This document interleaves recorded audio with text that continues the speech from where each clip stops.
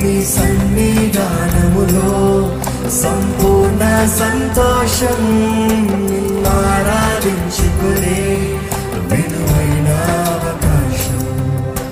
కోల్పోయినవన్నీ నాకు ఇచ్చుటకును, బాధల నుండి బ్రతికించుటకును. చెప్తామా? కోల్పోయినవన్నీ నువ్వు ఇస్తావయ్యా, తిరిగి ఇస్తావయ్యా, నన్ను నమ్ముతున్నానయ్యా.